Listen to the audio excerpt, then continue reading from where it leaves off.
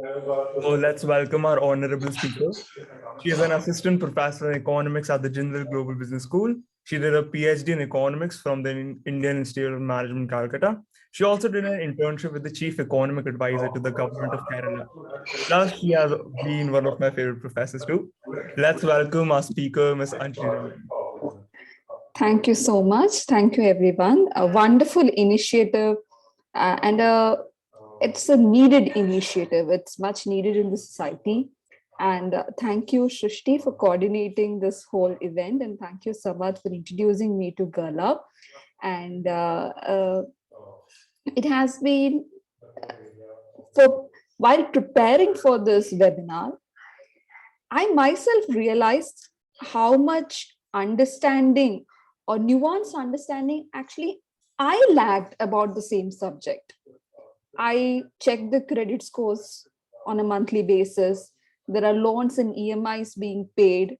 Then at somewhere I was doing this maybe mechanically, but then when I was preparing for this webinar, I realized no, probably I should do this in a more methodical way. So today we are going to basically talk about these aspects. I'll give you an overview of what is happening, and then we will slowly get into the nitty-gritties.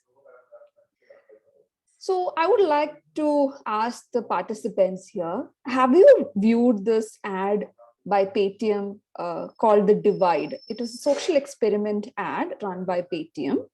I found that very insightful. Let me just start with that.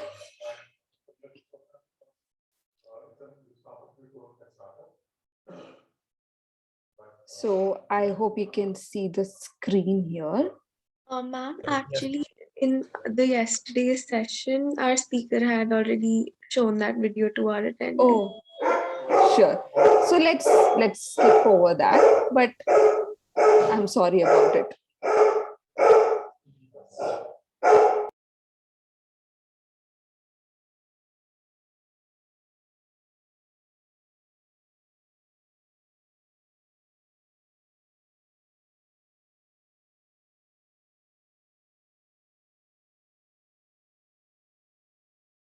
Is the PPT visible now? Yes, ma'am, it is. All right. So let's go ahead. So you already know the premise of the ad and you know how the gender divide is shaped. But the interesting thing about this gender divide is, even though women don't participate in many of the day-to-day financial decisions, when you're actually looking on paper, what is the financial status of women? And what if you compare this credit scores, actually they are in favor of women. There isn't a statistical difference between the credit scores of men and women, particularly in US OECD countries. So this is kind of a puzzling thing. If there is not much of a difference between the credit scores of men and women, why is it that women find it difficult to access credit and other sources of debt, especially in the formal sector? So that is one part. The second part where it gets even more puzzling is when it comes to many of the factors, many aspects of credit, women actually take much less credit and much better repayment history. And this better repayment history has actually been exploited by several organizations, especially microfinance organizations, for their success. Okay, so there is a whole lot of research, literature, you see in newspaper that women are better borrowers because they pay back very promptly. And what are the reasons for that women pay back their debt very promptly? That is very important. One, women have a higher sense of responsibility, so to speak. That is one. Now, this question is responsibility. Is it good? Is it bad? That is another thing. Let's just keep it there. We'll unpack it later. The second factor is it's easy to intimidate women into paying. Okay, they don't want to go through the shame of a collection agent coming to their home and asking for money, especially if the collection agent is a male. That is the second thing. Third thing, especially when it comes to microfinance institutions and self-help group, the peer pressure is very high.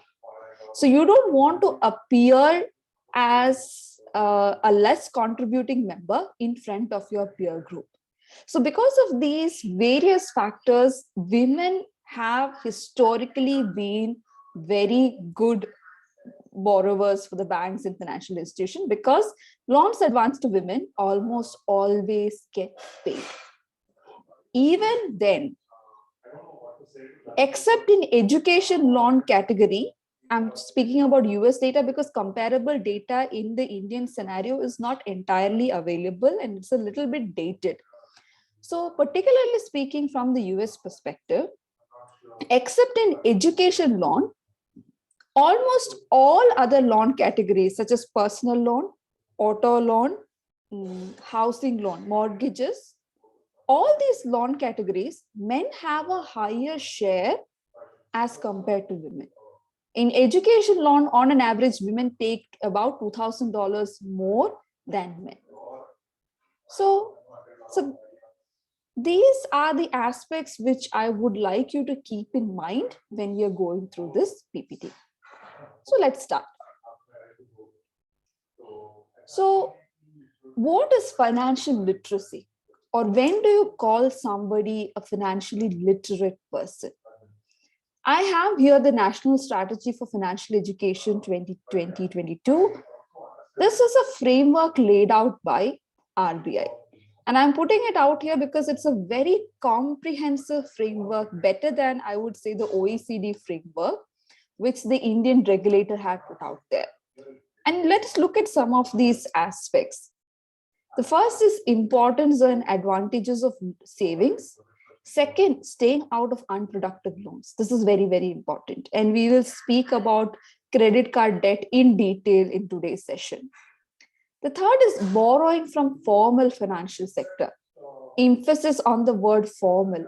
Why is it important that we borrow from formal financial institution rather than going to the local money lender or borrowing from your parents? Why is it important? That's second. Interest rate and the power of compounding. This, I think, if there are students of commerce or economics here, or BBA business studies, I think it's starting from 8th standard, 9th standard, we learn this concept of interest and compound interest and how it works. But the fact of compounding or the power of compounding is very, very huge when it comes to debt management. And we need to keep this in mind.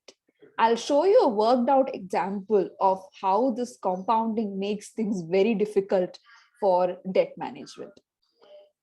The next one is time value of money. Most of you know net present value, future value. You already know all these things. Inflation, how inflation eats into your purchasing power. The need to insure. This is particularly important. With respect to women, especially, the rate uptake of health insurance and life insurance, both are low. Okay.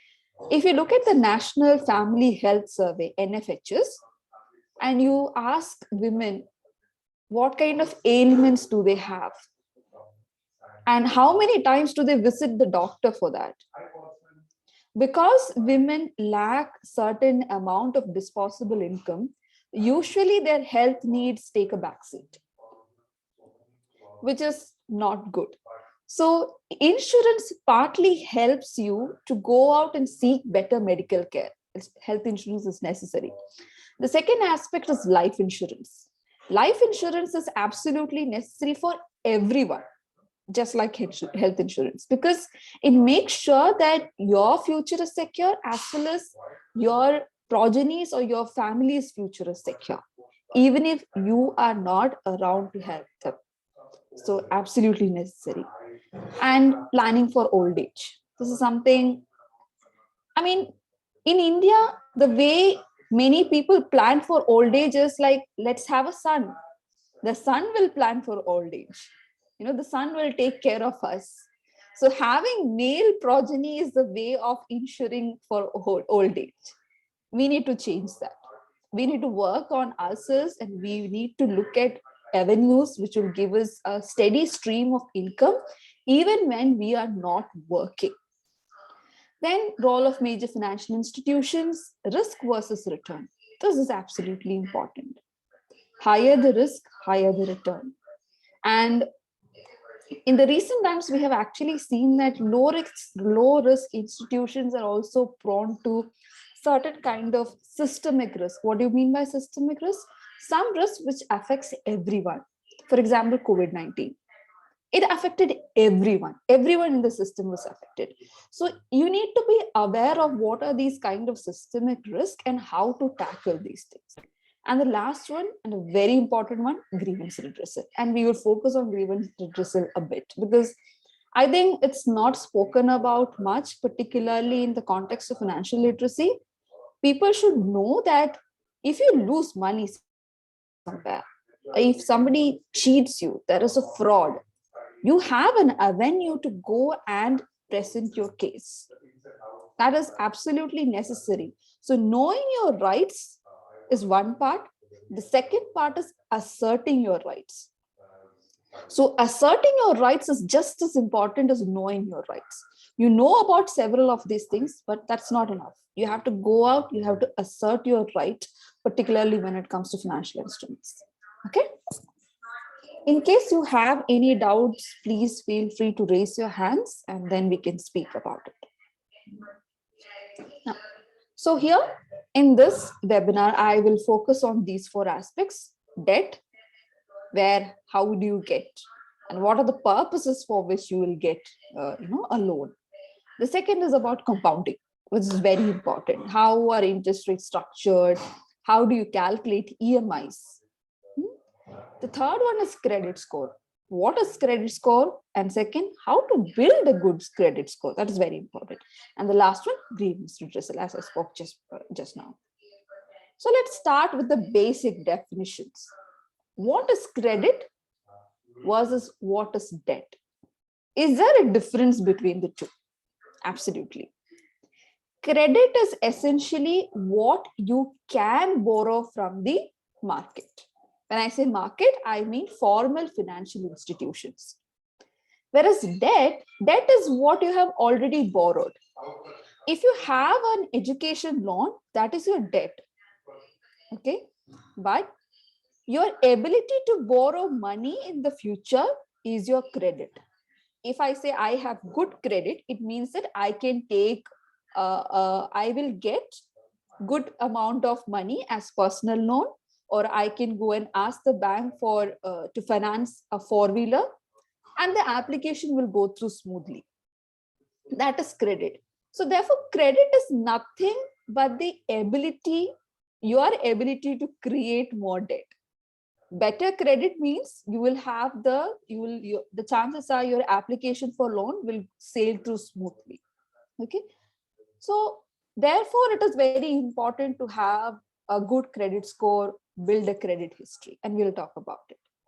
So keeping this distinction in mind, we will now be focusing on debt and debt management. So what is a loan? Loan, and for the most part of this webinar, I'll be speaking about formal institutions such as banks, NBFCs, development financial institutions, etc. So loan is nothing but the money which you borrow from an institution. You will have to pay it back within a specific period. That is one.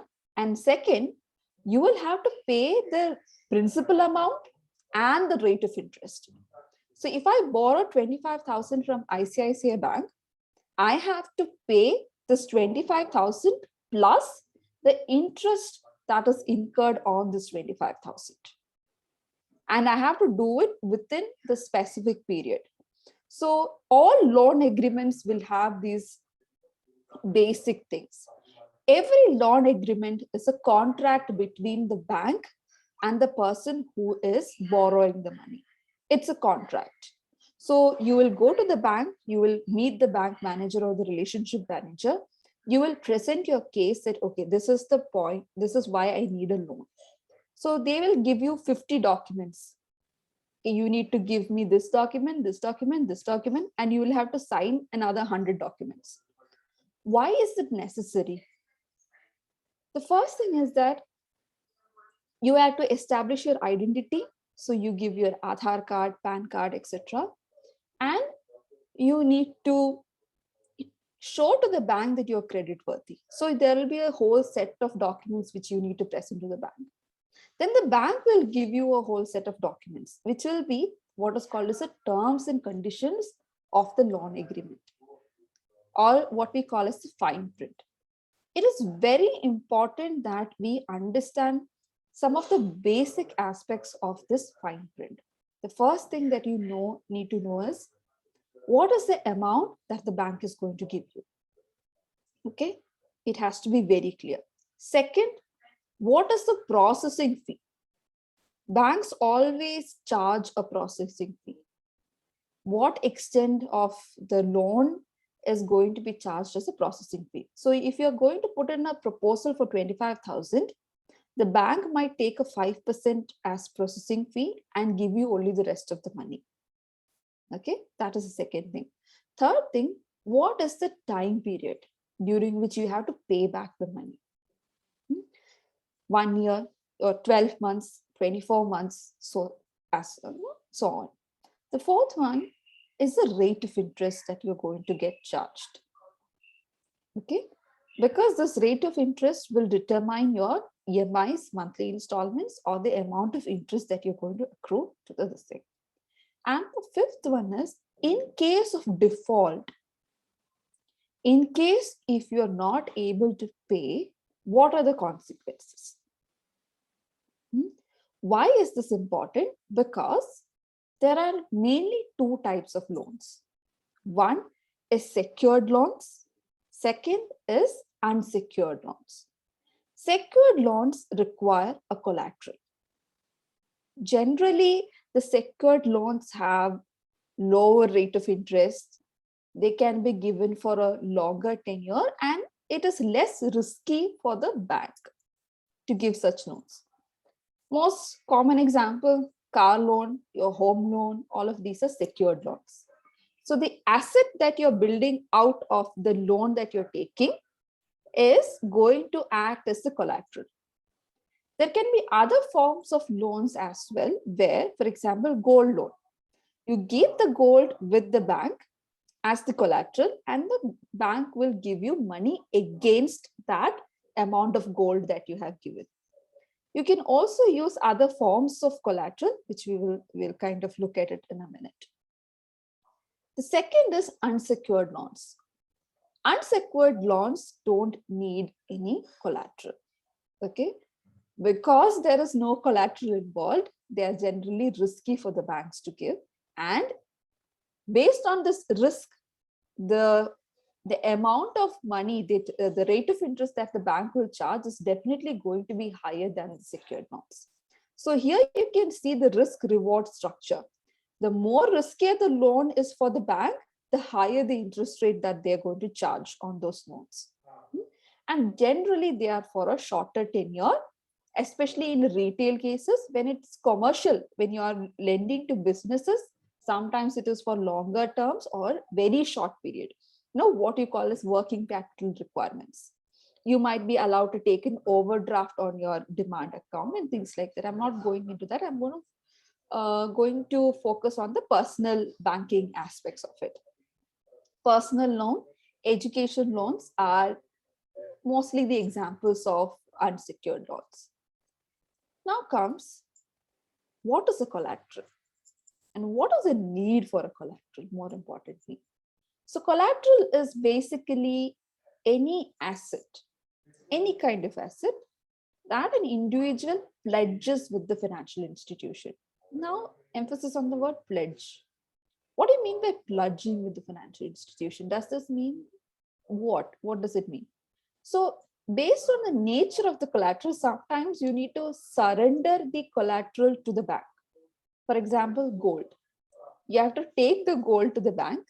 There will be a person who will sitting there who will ascertain the purity of the gold that you have given to the bank. and then value it. What is the value of this, particular amount of gold? And then they will say, okay, based on this value, you can get a loan of particular amount. So when it is a collateralized or secured loan, if the borrower fails to repay the loan in full, then the bank can take ownership, full or partial ownership of the asset. Now, the famous example in front of us is the Vijay Mallya case.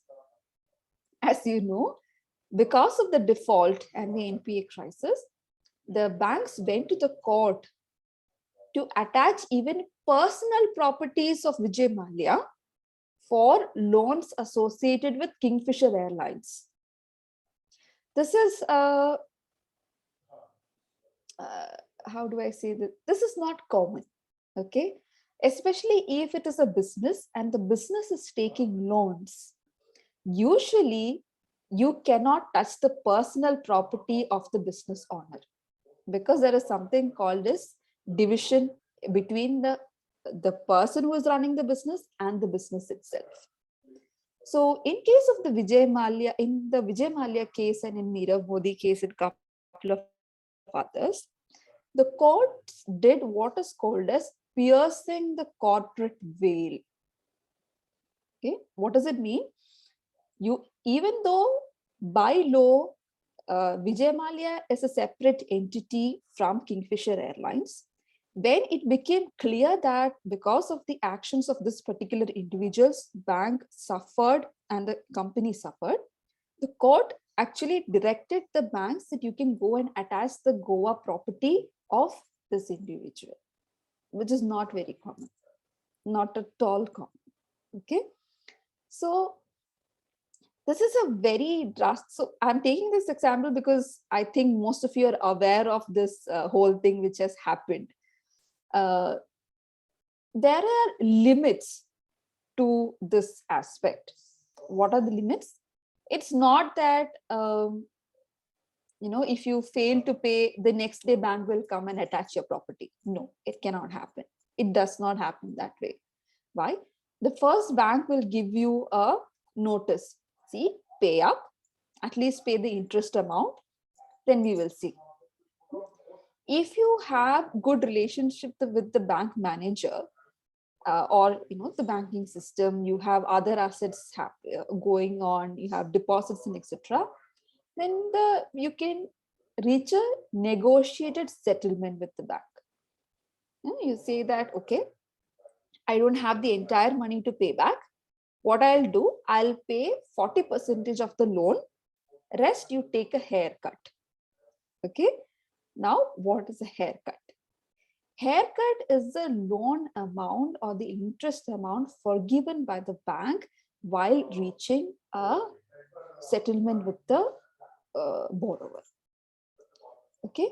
This haircut term is popular both in corporate finance, personal finance, and even in case of national finance, national debt.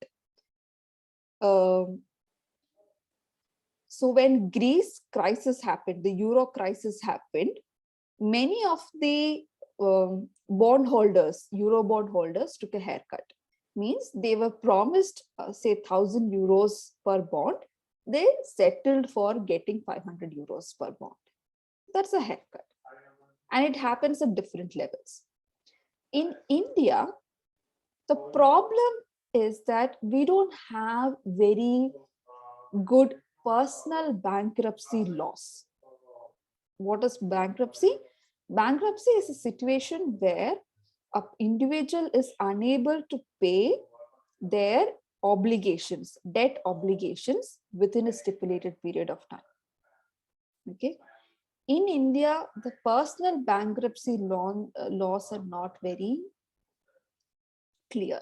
For that matter, corporate bankruptcy laws are also not very well formed. Recently, if you have been following the news, you now know that a bad loan bank has been formed very recently. So we are still working around or finding our way to many of these legal aspects. So corporate bankruptcy or the bankruptcy code 2013 after the Company Law Act is being formed. And personal bankruptcy, I think it will come in a decade or so. A good law should come, because right now Indian market is driven by consumer credit. So it is essential that, when situations like COVID happen, when you lose your income, what do?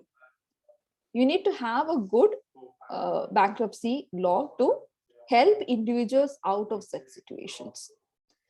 So that was a kind of a U-turn, but let's come back to the point at hand. So the lender can take ownership of the asset. There are limitations to this. This is very important that you keep in mind. If the bank is pushing to take over your asset, you have alternatives. But in generally, banks sometimes prevail, particularly in the Indian setup.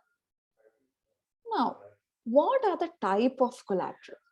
Here I want inputs from the audience, either in the chat or if you, okay, there are some questions. Yeah. Actually, there are a few people who are jotting down their queries in the chat window. Okay. So it's your wish if you could take it now or towards the end of the webinar. Yeah. I have, what is haircut? I think I explained. Haircut is the amount which is forgiven by the bank.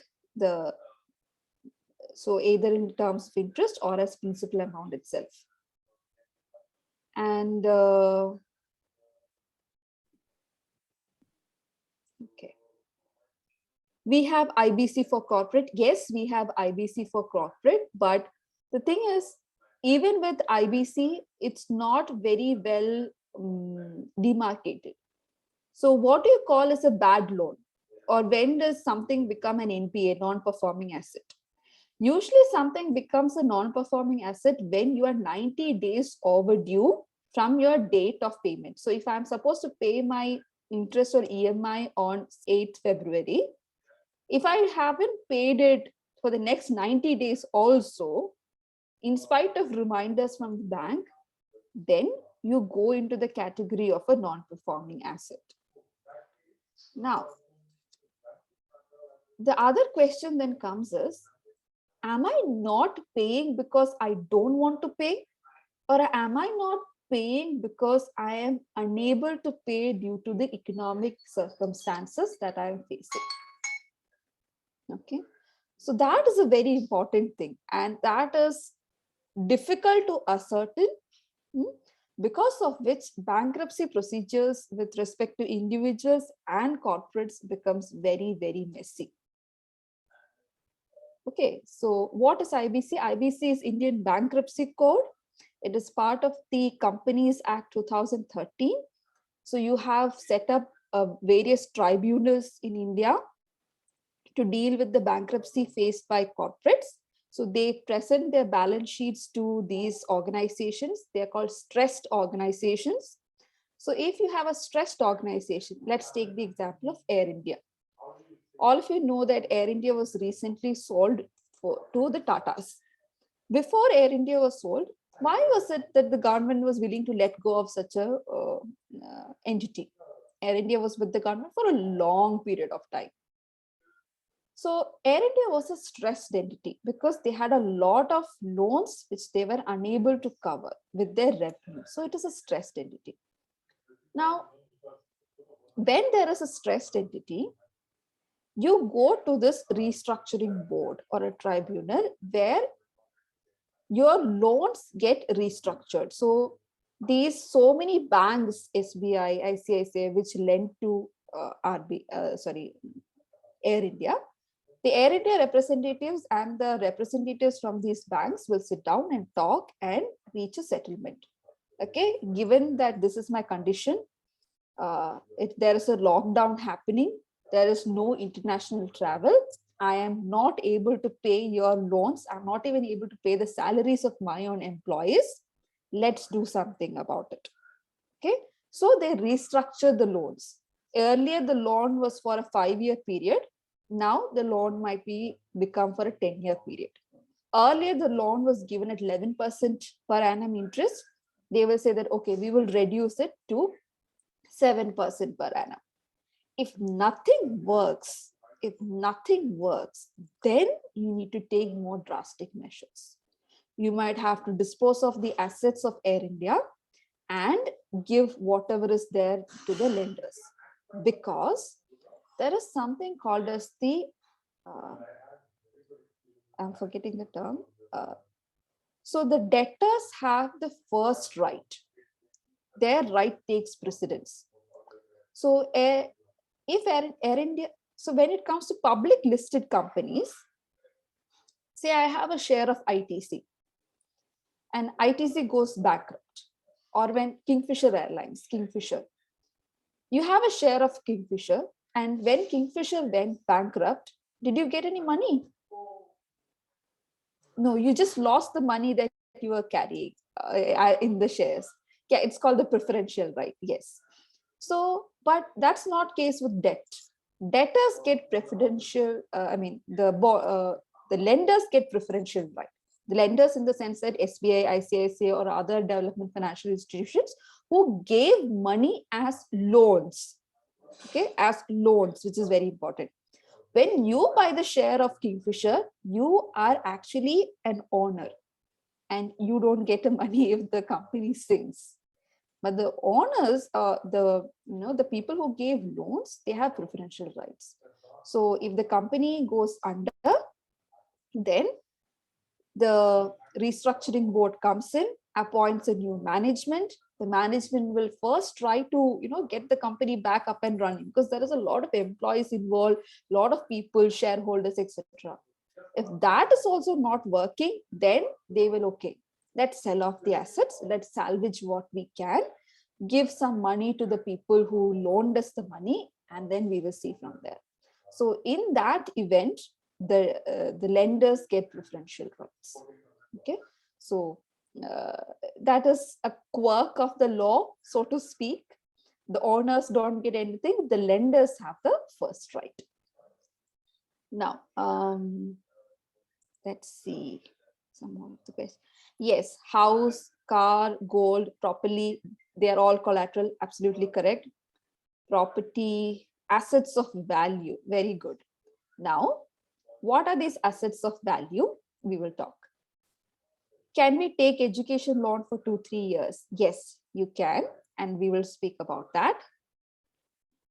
Okay, any other questions? I'm not seeing. All right. Now, most of the things were mentioned, but I have a few other things as well. Gold. Why gold is the first thing which I have put? Because it's a readily convertible asset. You have gold with you, you will get gold loan very easily. Okay. Second, land. Same with real estate. Very easy to get loan. Third, insurance policy. Now, insurance policy is an unusual but very readily usable collateral. If you have an insurance policy, particularly a term insurance policy, you can take a loan against your insurance policy. FDs in mutual funds. If you have FDs of good amount or mutual funds of good amount, you can take loans against these as well. 5, real estate. If you have a house, you can take loan on the property, the house, not just the land, but the house as well. The value of the house will get included in the collateral obligation. Now, the next question is, okay, we gave the collateral. Will the lender give the entire value of the collateral as a loan? The answer is no. No lender is going to give you the entire value of the collateral as loan. Why? Let me see the chat. Why?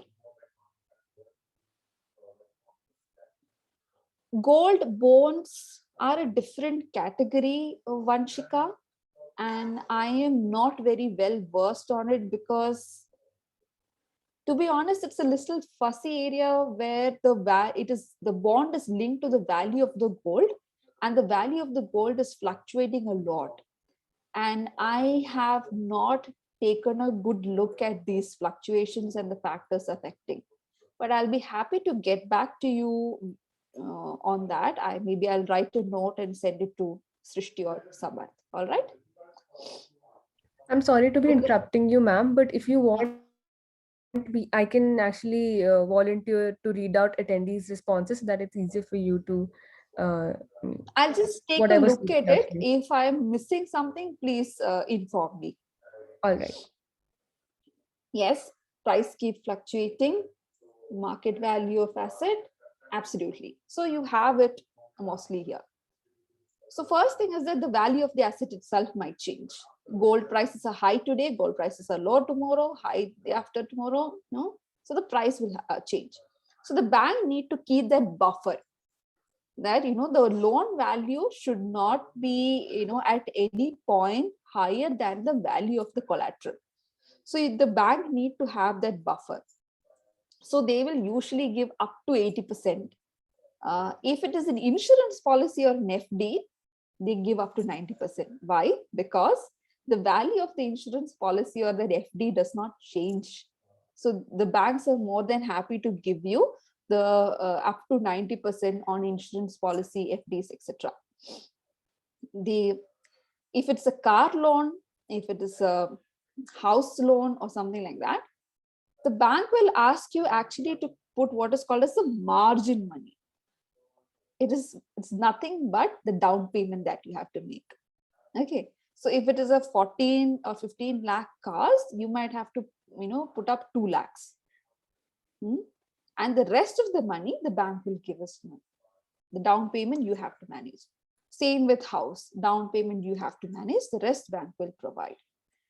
The other part about this is that when you are taking loans of large amount, many banks make it mandatory that you have an insurance policy. Why?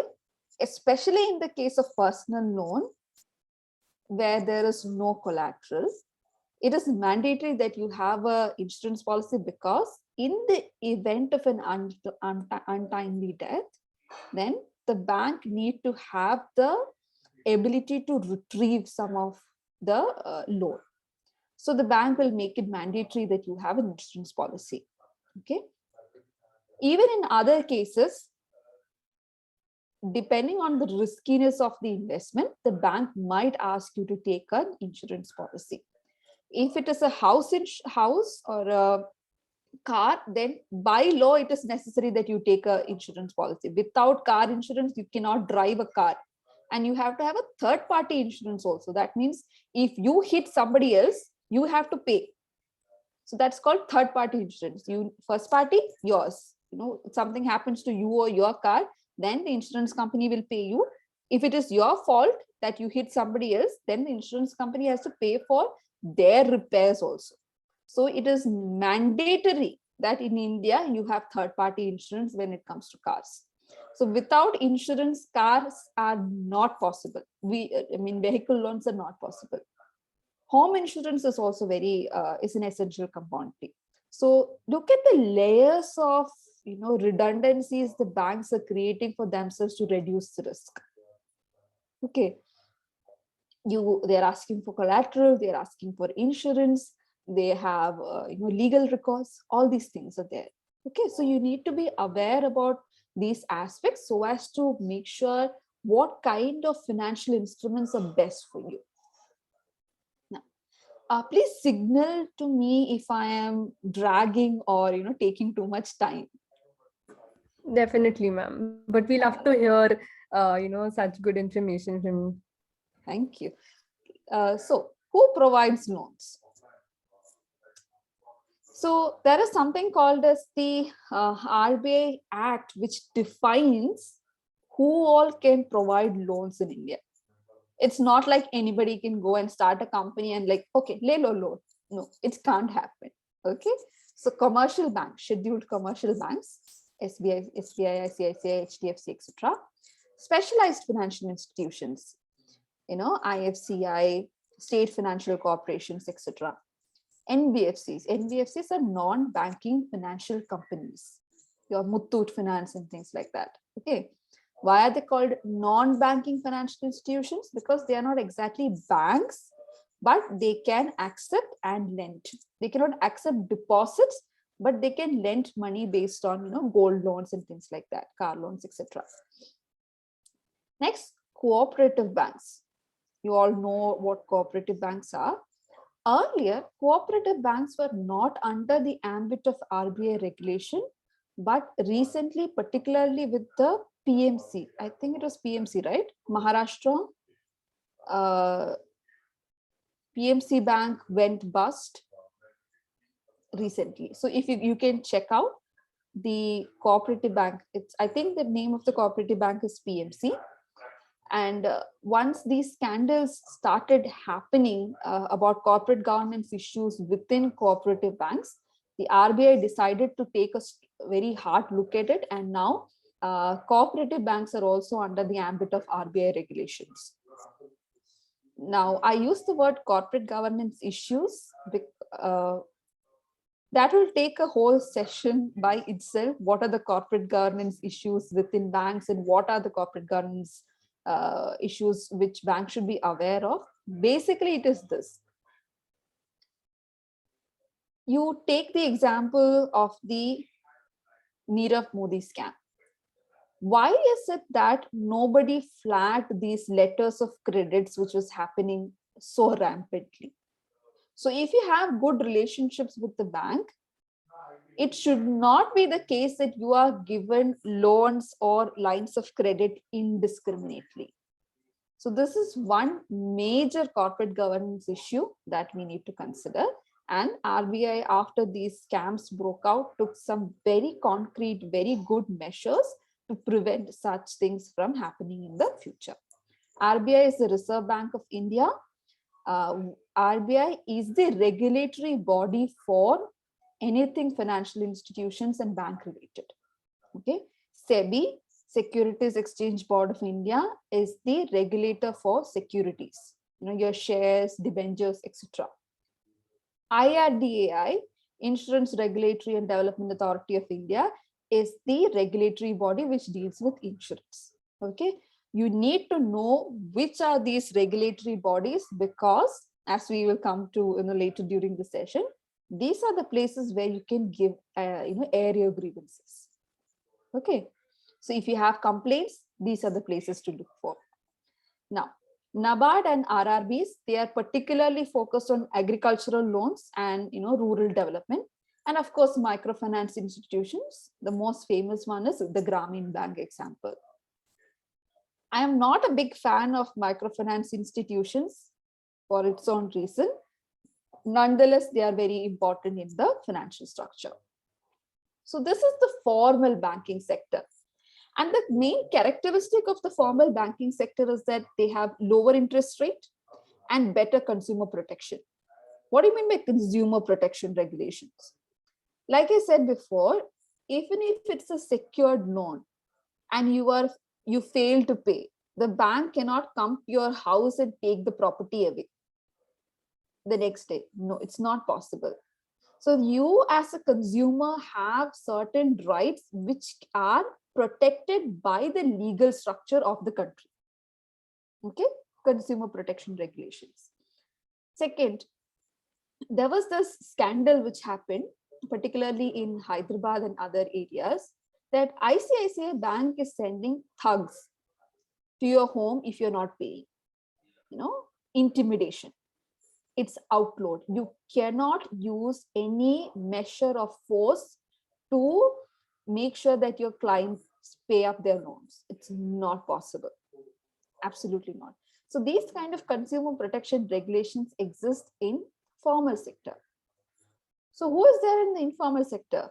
Money lenders, friends, relatives, parents. All of these are sources for informal sector credit. Particularly, I have put only money lenders here because relatives, friends, and all are, it's mostly a trust-based system. So you take money from your parents, it's between you and them. I'm not saying there aren't legal and tax related issues at play there, but that is all right. You can handle them. But with money lenders, the thing is very different. Exorbitantly high interest rate, and there is little or no protection against malpractices. And malpractices happen. So very common thing which happens in the agricultural market is called as the interlinking of markets. What is it? You take money from a money lender, okay? You take money, say 10,000 rupees, and you will say that, okay, I'll take money and whatever I produce, I will sell to you. And harvest happens, they will take the money, they will take the produce, and they will say, no, this doesn't cover your 10,000 rupees. This covers for only 7,000 rupees. 3,000 rupees is outstanding. What are you going to do? Then they'll say, okay, I'll give my land as a, I'll pledge my land with you for that 3,000 rupees. Give me another 10,000 rupees. I'll pay it back everything together. Next time, again, the same thing happens. They'll say, no, it is falling short. This is only for 10,000. You have 13,000 plus interest. What are you going to do? So this interlinking of markets particularly creates a big problem in the agricultural sector. Otherwise, even with money lenders, which happens is that they send goons to beat you up. Sometimes it happens many a times.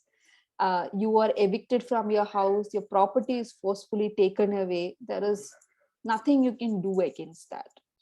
And in the problems become even bigger when this money lending part becomes intertwined with the local politics. When it gets intertwined with the local politics, then your ways to take recourse or ways to take action becomes even more limited. Now, if there are so many good things about the formal sector and everything is nice and good, then why is it that the informal sector exists in India? So, as you can see, non-institutional. Non-institutional means informal credit.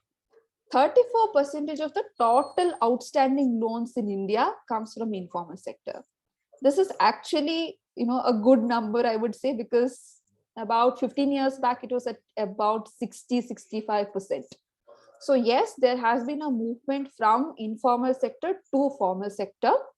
ALDIS is All India Debt and Investment Survey. So this is a survey which will go and ask households, okay, what are the kind of loans that you have taken? What are the sources of loan?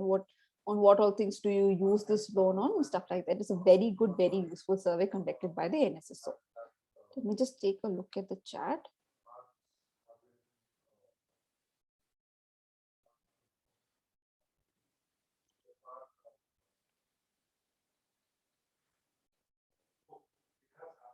Okay.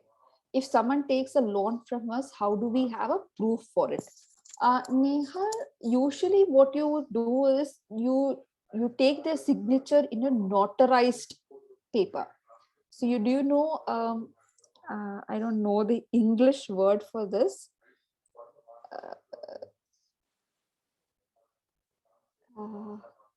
So there are this notary papers.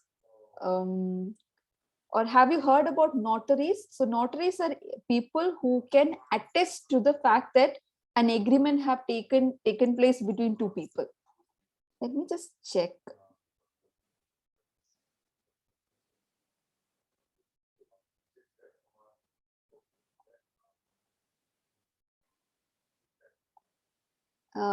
I don't know the English. I am kind of forgetting the English word for that thing. So as far as I know, it's called a notary paper. So, stamp paper. So are you aware of this thing called as a stamp paper? So stamp paper is a particular kind of paper where you have a big stamp on the top, which will tell you about, the stamp value can be 100 rupees, 1,000 rupees, 50 rupees, etc. So you take the stamp paper, you make an agreement, you write in your own language that, this person have taken money from this other person and have promised to return it to you within this period, and the amount you have to mention, and you have to sign it yourself. The person who is taking money from you, they have to sign, and you need to have witnesses, independent witnesses, more importantly. And then you do it in front of an advocate who is also a notary. Okay, notary is a position, and they will attest to that, they will stamp that paper. So now this is an official legal document which says that person A have taken money from person B and have promised to pay it back with interest over a particular period of time. Okay, so this is the most important thing. Otherwise also, even if it's a plain white paper, as long as it is notarized and there are witnesses, you can take legal action if person B does not pay. This is the usual case. Okay, but even in that case, you need to understand that it is very difficult that you can get possession of the assets of the other person.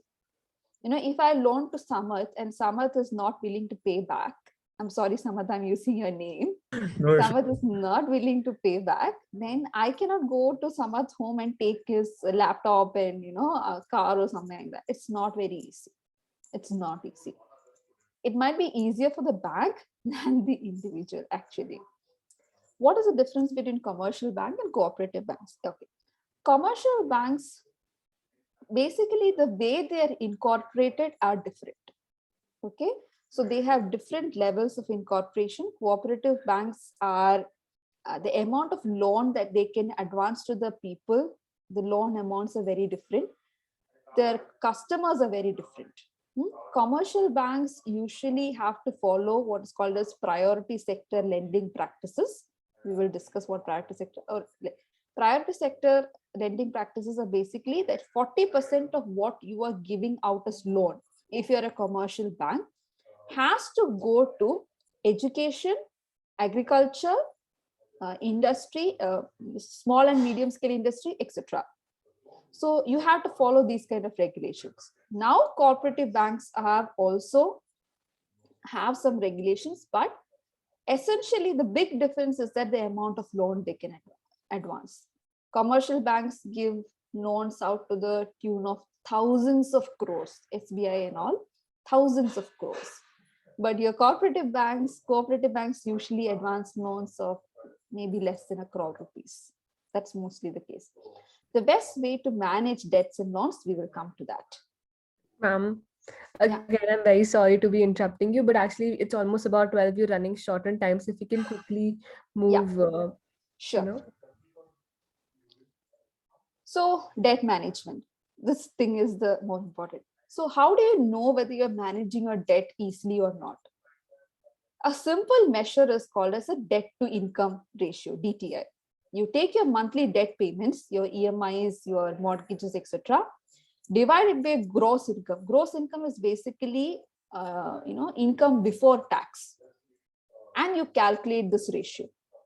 So if it is between below 35, then you are managing your debts properly. If it is above 35, then you need to worry. So what if it is above 35? What can we do? The most important thing you can do is, I'm going to skip this one. It's a balancing act. You know, in India, usually budgeting is the main important thing that you do towards, budgeting is the main important thing that you do towards managing debt.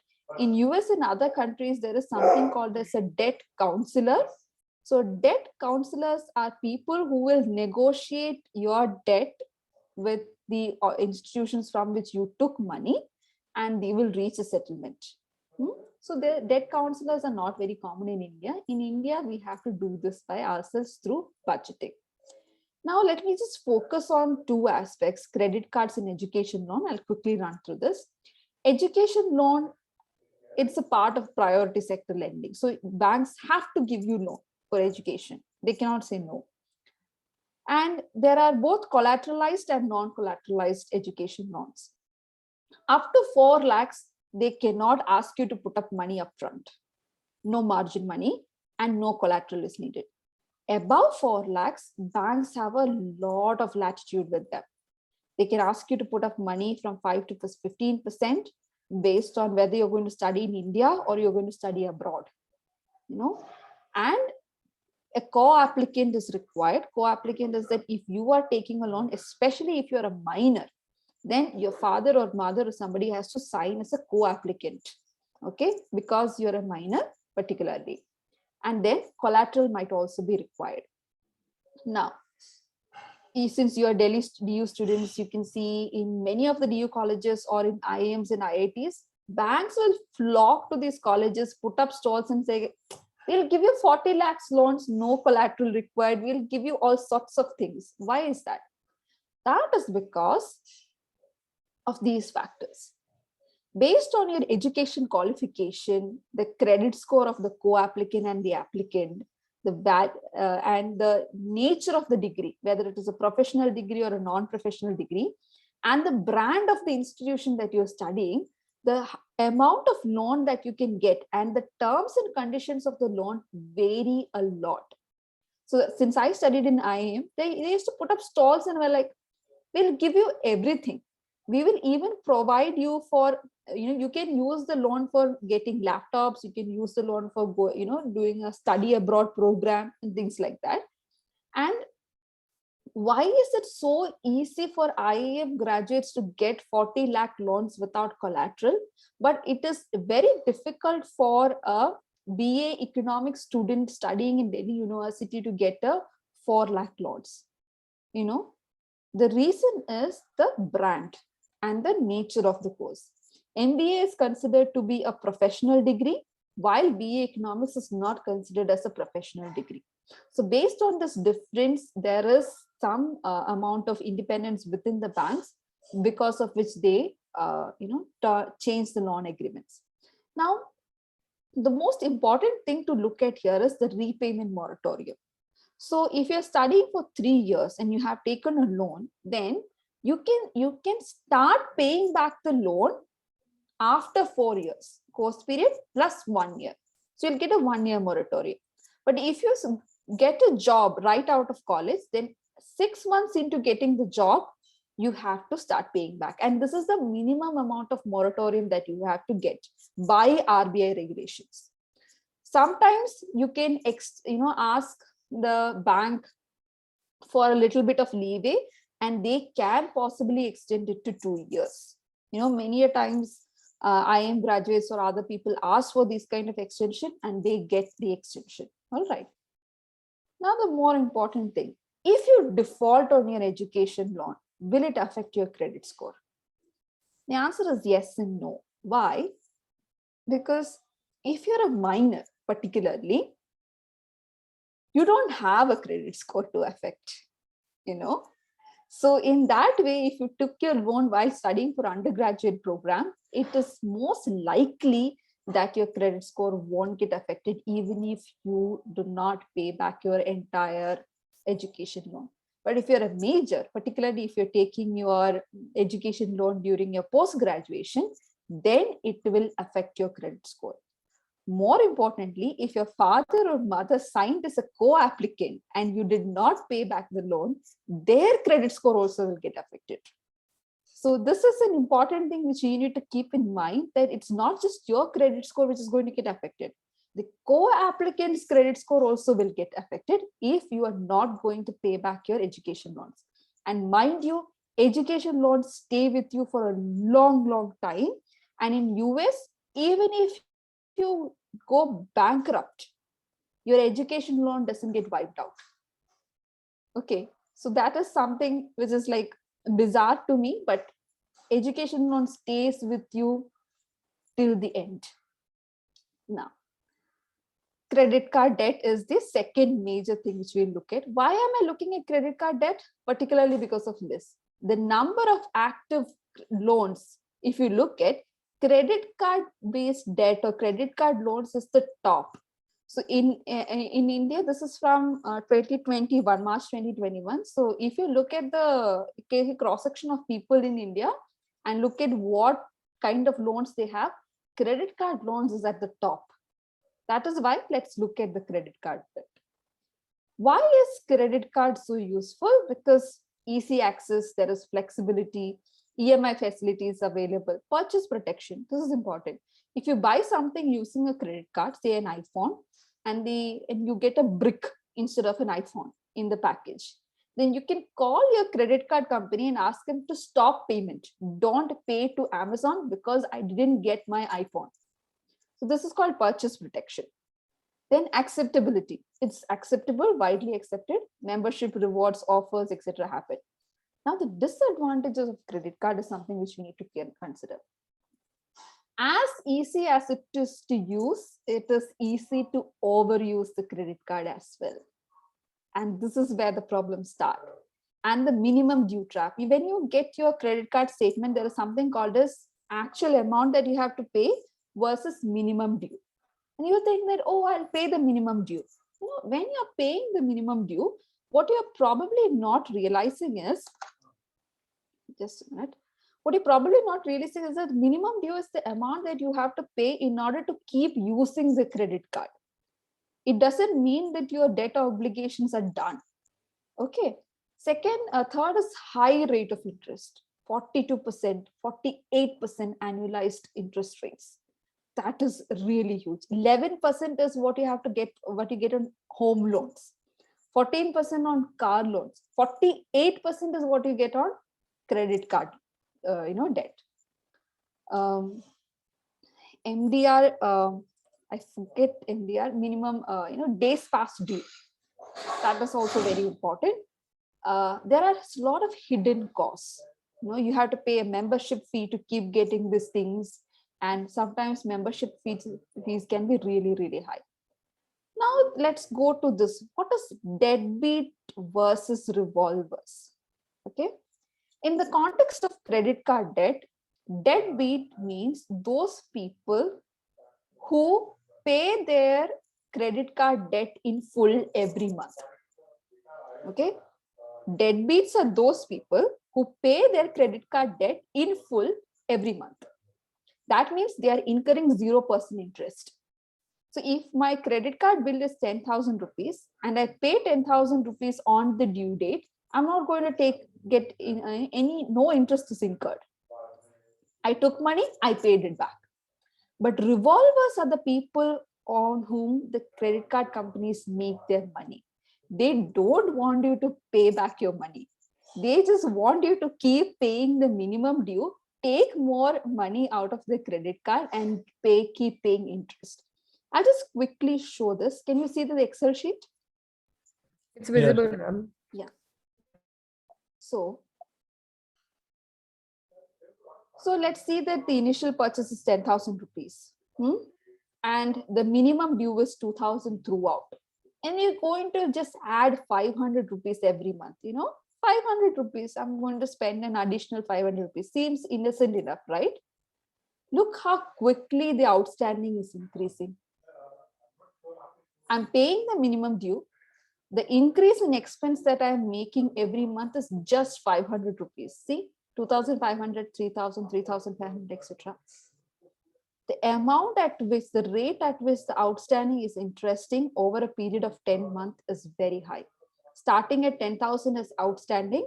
At the end of 10 months is 14,000. And why does it happen? This happens because of the power of compounding. Here, this is the formula here.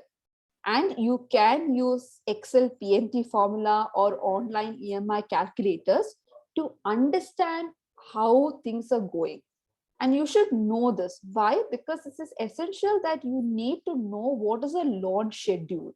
So whenever you're going to take a loan out of the bank or you're going to purchase something using credit card, be sure to ask for the loan schedule.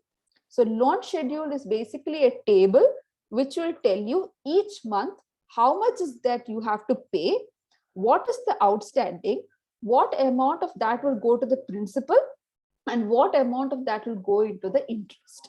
And this loan schedule is going to be your best friend, because based on your loan schedule is how you do your debt management.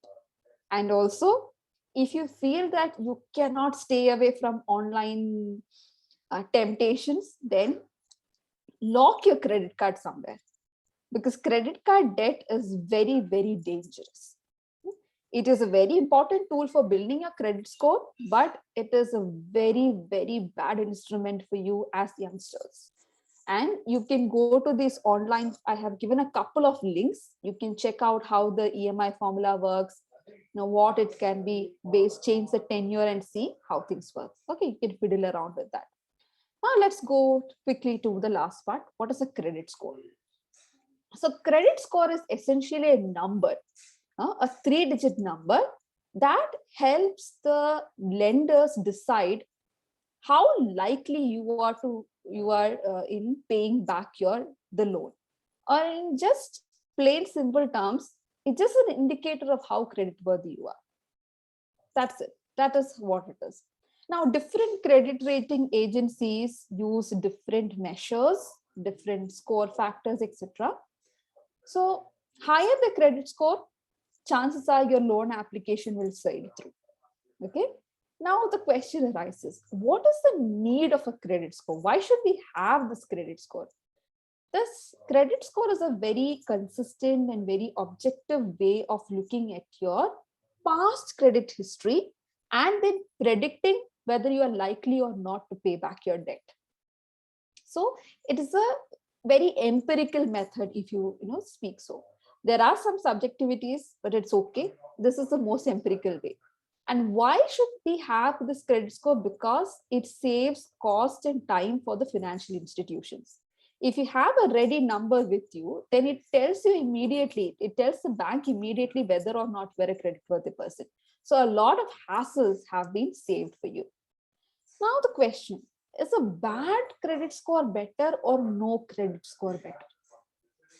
I would say a bad credit score is better than no credit score at all.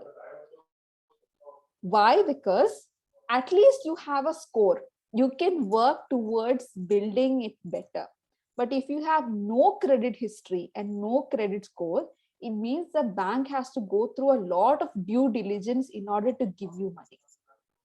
Okay. Bad credit score might simply mean that you are charged a higher rate of interest to balance the risk return.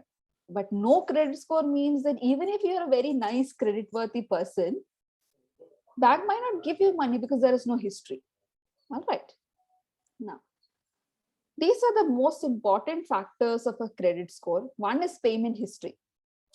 If you have a credit card, you took money, you purchased a nice watch, did you pay it back on time, the money? So your payment history has very high impact, and DPD is days past due. 0 days past due is your target. My credit card statement comes on 26th February and I have to pay it by 10th March. Then you have to pay it before 10th March. 0 days past due is your friend. That is how you build the credit score. Second, credit card utilization. Do not utilize more than 30% of your credit card. I repeat, do not use more than 30% of your credit card, limit. If you have 30,000 on your as a credit card limits, not more than 10,000. That's it. Why? Because if you're using 100% of your credit limit, it means that you are not having other sources of income. Okay, so higher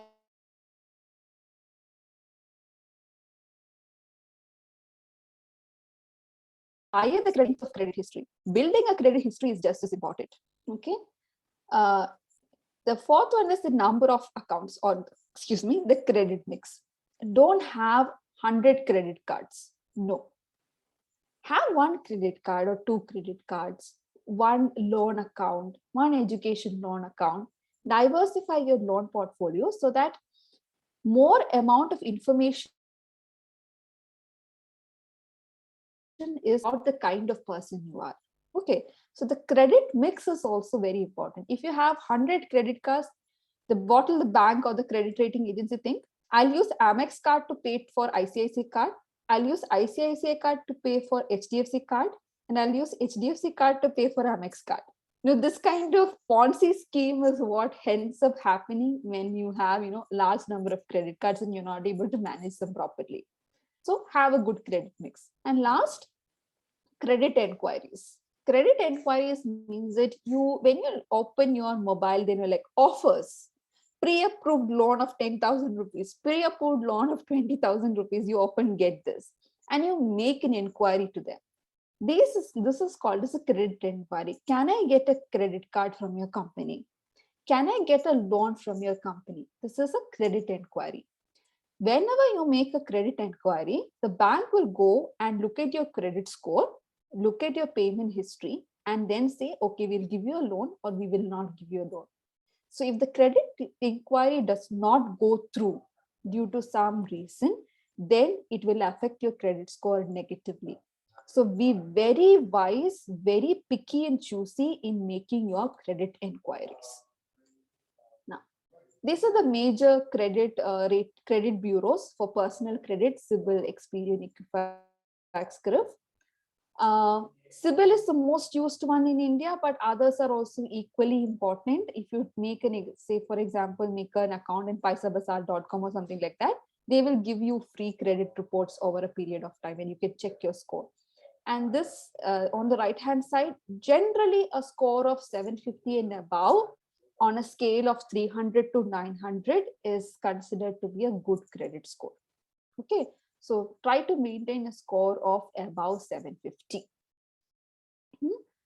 Now, this is a generalized version. Sometimes some, credit rating agency might think of 700 also as a good score. So it depends from agency to agency. Now coming to the last part, grievance redressal. Are there mechanisms to represent your complaints? Absolutely yes. Just as I, the starting of the lecture I said, now we have what is called as the integrated ombudsman scheme. What is an integrated ombudsman scheme? Earlier, if you have a problem with the bank, you have to go to a different agency. If you have a problem with an, a payment wallet, Paytm and things like that, you have to go to a different agency. Payments bank, you have to go to a different agency. Now, RBI said nothing doing. Everything related to payments and loans and borrowings, you have integrated ombudsman. So you have to first contact, the steps are like this: contact the customer care of your the company. If it's an ICICI, contact the customer care of ICICI. Then all companies are by law mandated to have a grievance redressal officer. If that also does not work, then it goes to the nodal officer. If that doesn't work, it goes to the ombudsman. Ombudsman is basically a person appointed by the company, and it's a mandatory post in order to listen to the complaints of the people, the customers. Okay, so you can have several courses of recourse if you have any problem. That is one. Second, you can directly complain to RBI in their portal, but it takes a little bit of time for them to respond. Okay, then for IRDAI for insurance, SEBI for securities, etc. Of course, you can take legal action in court. Legal actions, it's a constitutional right that you have. You can take legal action against companies, and legal actions have gained some popularity over a period of time regarding getting things done with the banks. And in India, mostly the laws are pro-consumer, especially with respect to retail consumers. Courts have been generous enough to side with the retail consumers. And lastly, the most importantly, you need to know your rights and assert your rights. Therefore, I would like to end by saying financial awareness leads to financial security. Know your rights, assert your rights, and you'll be financially secure. Thank you. I will just have a look at the Q&A. What is a better financial tool, a debit card or a credit card? See, debit card if you have money in your account. Suppose you don't have, especially as a fresher, when you're going out or taking internships, hardly get any money. When I started out, I was getting, I think, 5,000 or 7,000 rupees for my internship. and that was not enough even to pay the hostel rent. So credit cards are a good way to use in these situations, but the problem here is that if you are making 10,000 rupees, make sure that you don't spend more than what you make. The debt to income ratio, keep that in mind. And the thing which I follow personally is I don't like to spend cash upfront. So when I get salary on the first of month, I just keep it there.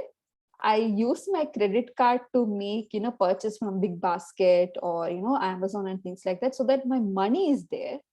And towards the end of every month, I pay off all my credit card expenses. So that, because the reason why I'm using this method is because, say, for example, you have an emergency at home. Most importantly, you might end up using cash. So I just want to have that cash reserve with me. Therefore, I use credit cards and not debit cards. Okay. So if you are a person like me who like to keep cash at home or cash in your account, then use credit cards. That is one. Second, it helps build your credit history. Credit cards is a quick and effective way for you to build your credit history. So keep paying your credit cards on time. Keep your utilization, credit card utilization level less than 30% of the limit. Quickly, you will be able to build your credit history and a good credit history. So that is there. What are revolvers? Revolvers are people who pay only the minimum due and not pay the amount in full. So if you have a credit card bill of 10,000 rupees and the minimum due is 2,000, you just keep paying the 2,000 rupees and not settle the credit card amount. So the minimum due is the minimum amount that you have to pay to the credit card company in order to keep using the card for the next month. So revolvers are those people who will just pay their minimum amount and incur interest rates on what the outstanding amount. So if it is 10,000, I pay 2,000, 8,000 rupees is still left. And there will be interest on this 8,000 rupees incurred for the next month. And you will incur some expenses on that. So next month, this 8,000 into 1 plus R, plus the 2,000 or 3,000 rupees for purchases that you make will be on your bill the next month. So revolvers are those people which make money for the credit card company. The more number of revolvers, the more money the credit card company makes. Deadbeats are those people who will pay their credit card bill in full every month. So they are not incurring any interest. Zero interest if you pay before the credit, the due date. Okay. So if there is 0 days past due on your credit history, that means you're a wonderful person, you have good credit score, but you're a bad customer for the credit card company. So if you're interested in knowing more about it, there is a film, a show called Boston Legal. I'm not sure if you're aware. Look at season 2, episode 10. Okay, season 2, episode 10 of Boston Legal. It's a very interesting one, and you can have a good idea of how the credit card companies work. Is credit score only eligible for people with credit card, and how to keep track of it? No, credit score is there for people who have a loan portfolio. Say you have an education loan, that will help build your credit. You have a personal loan, that will help build your credit. You take money from these organizations like Walnut, Capital Fraud, Bajaj Finserv, all of these things will help build your credit score. So any kind of loans which you have will help build your credit scores. And credit card is just one of the ways that you can build your credit score. Home loan, housing loan, all of these things will help build your credit score. How do we keep track of it? Credit score, you can register with many online portals are there. Paisa Bazaar is one of them. Or you can ask the bank, if you go to your bank website, log into your account, there will be a button which says know your credit score. So know your credit score, basically you have to pay a fee, 440 rupees or something like that. If you pay that fees, the bank will acquire the credit score for you. from Sibyl or some other agency. Otherwise, you can register with some of these websites like Paisa Bazaar or Clear Tax or something like that, and they will keep sending you this credit report. But the problem is that you will be parting with your personal information. They will keep sending you offers, they will keep calling you, because that is how they generate the revenue, by generating the leads. That's how they do it. Okay. Now, other than if we face cash emergency, is there any other benefit of using credit card? Yes, absolutely. This purchase protection is an important thing of using credit cards. I never use my debit cards on any unknown websites. Say, for example, I'm trying out a new website to buy a kurti. When I first tried Meesho, and Meesho is now a reasonably popular one. When I first tried out Meesho, I was not sure about the kind of website this was. I don't use my debit card there, because debit card means that if somebody is skimming your information, skimming means if fraud is happening, somebody is taking note of your PIN and somebody is taking note of your credit number and CVV and all, then the chance of you getting struck hard is very high. They can just clean up your account. On the other hand, if it is a credit card, then the onus is on the company to make sure that you don't face credit card fraud. Okay, so they will keep sending you alerts. So I usually have a set pattern. The company recognizes the set pattern of credit card usage. And if I say make a huge purchase one day, then the credit card company will call up and ask me, did you make this purchase? Like, oh, you didn't make any purchases this month. Are you okay? These things that happen. Say, for example, one thing which happened is that I took my card for a conference abroad and I forgot to enable international transaction. And I used the card to purchase food, and the card did not work. So there are different layers of protection which you can ensure, enable in your credit card and in your debit card. So which will help you. So credit card is a very good and very useful way of maintaining these things, apart from the flexibility and the reward points and things like that. Reward, I don't know. So you can look at NAS Daily or YouTube also. There is a person who has made use of this credit card rewards and gone on trips after trips and stayed in very posh hotels. So you can use this membership reward points to purchase other things, so that is also a good thing. One thing which I regularly use using my credit card is that it gives you free lounge access in airport. So that is the one thing which I use. It's easy. You can go sit there and have a little bit of chat, and you can maybe sleep a little. That is one perk which I enjoy from the use of credit cards. If I take a loan on FD and not able to repay, then what will happen? Then when the FD matures, the bank will take some money out of the FD equivalent to your loan amount plus interest.